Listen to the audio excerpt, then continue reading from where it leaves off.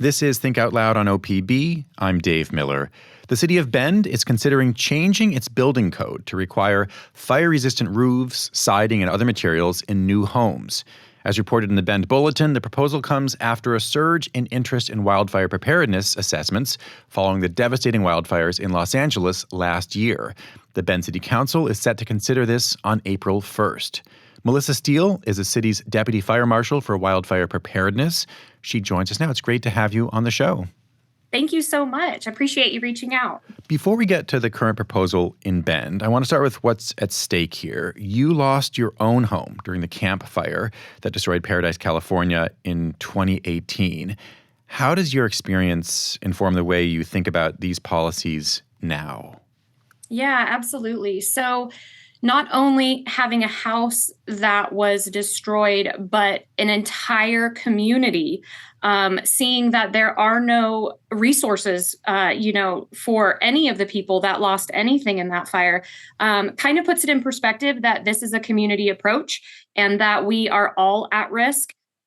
So there are things that every homeowner, every resident can do to prevent a catastrophic urban wildfire. And so it's important to use what I've seen, my 25 years of wildfire, everything that I have compiled for prevention and preparedness more than here's our community fire engines and we're going to respond. We can totally save more homes and lives with preparedness than we ever can with response.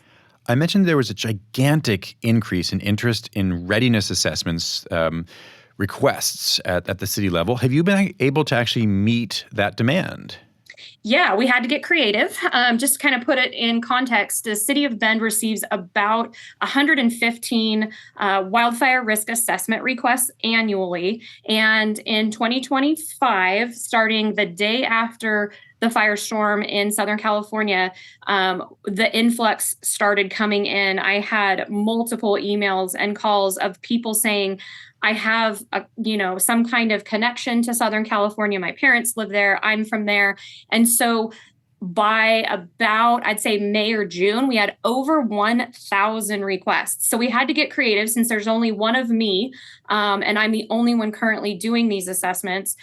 We had to call on our community. Again, I'm going to use that word community. So we have several Firewise communities, the NFPA Firewise USA program in Bend, and we called on these I guess you could call them spark plugs throughout the community to get trained up as an educator and assessor to go and actually respond to all these requests. And it actually ended up working out so well. We were able to get into communities and have these assessments because they're all educational. I have to remind you, they're not inspections. And so we were able to meet all of the demands of those in 2025. I should mention, if folks want to actually hear what it's like to have one of these inspections, we went to Jackson County last year, and if you search Think Out Loud Firewise, you can actually hear what it's like when folks go through and look at defensible space, look at siding, look at the intakes for air to actually hear what it's like, the questions homeowners are asked. I want to turn to the current proposal. What would this code change require builders to do when they're building new homes, new single-family homes?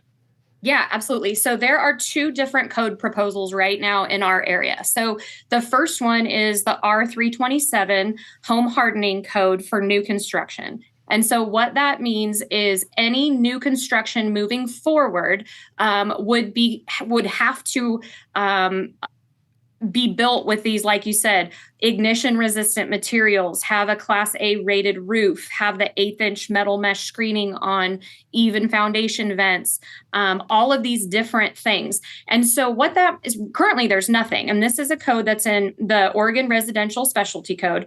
And basically this would be all new construction. So that doesn't apply to existing, but the Deschutes County has already adopted this actually on an emergency order. So any new construction moving forward after April 1st is going to have to comply to that in unincorporated areas.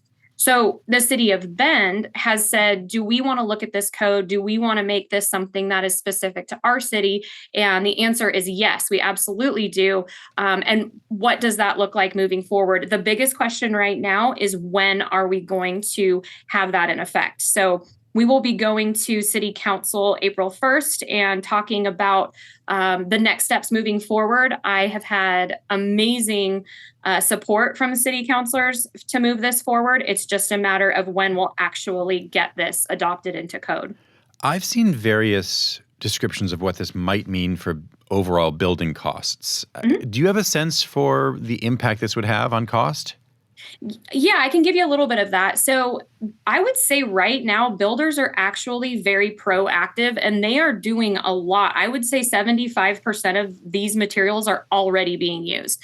The things that aren't currently being used or required are, like I mentioned, that 1/8-inch galvanized metal mesh screening so that embers don't enter through the home. I mean, in the footage we saw from Southern California, you have a stucco home with a metal roof. That's essentially a non-combustible building.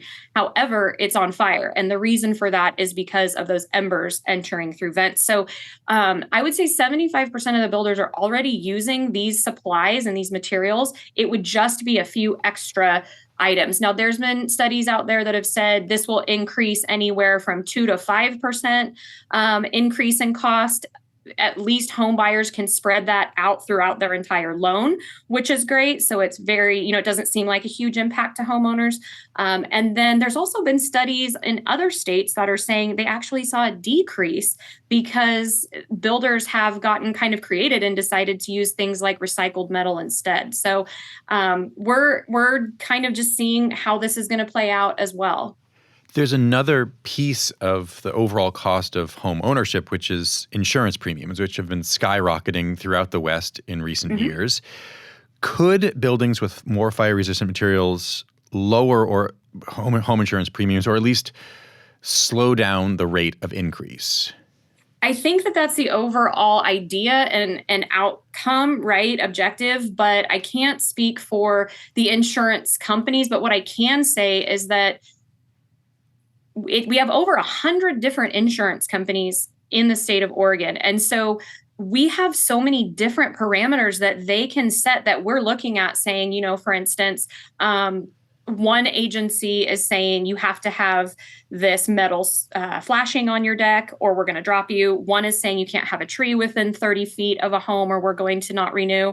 That's very different. And so there is, I should say there is one or two agencies out there that are giving a discount for being a Firewise community, an NFPA Firewise USA recognized community.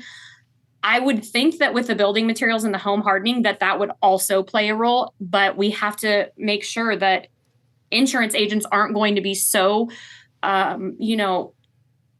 regulated that they don't pull out of the state of Oregon, because then we'll be at a worse place than we are now. I should note that there was a proposal in the Oregon legislature this session to require insurance companies to take into account these kinds of home hardening or wildfire prevention technologies. That bill did not advance, but there may be tweaks to it in future sessions.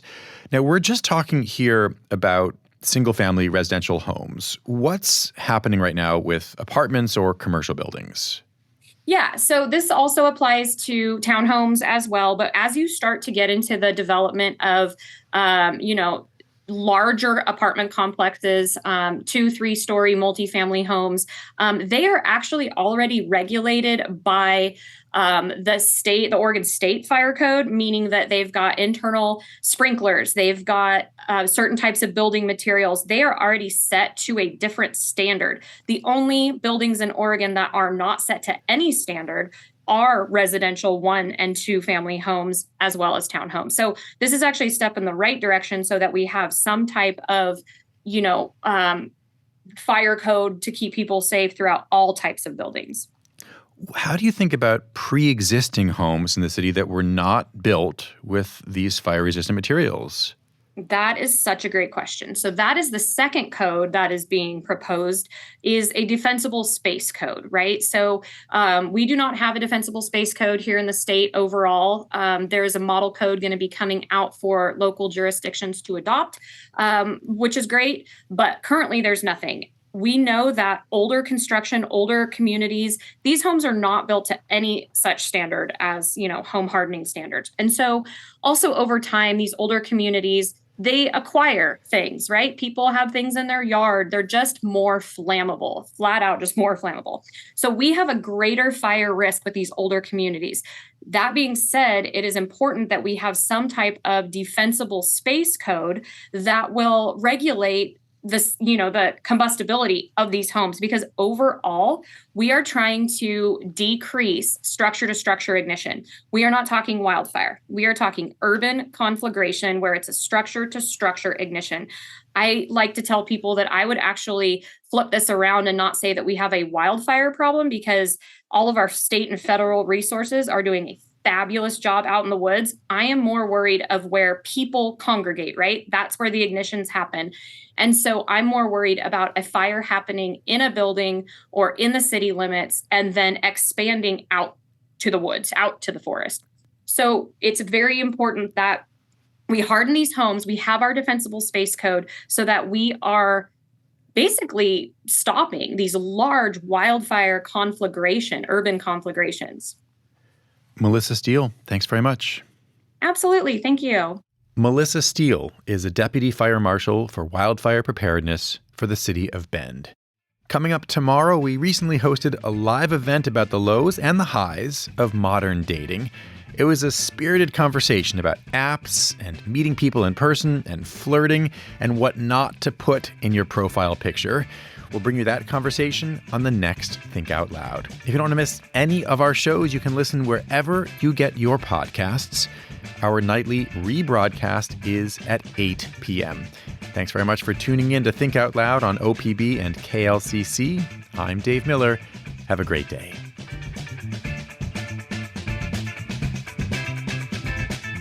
Support for Think Out Loud provided by Steve and Jan Oliva, the Rosie Tucker Charitable Trust, Michael, Kristen, Andrew Kern, and Anna Sanford, Kevin and Amy Constam Family Fund.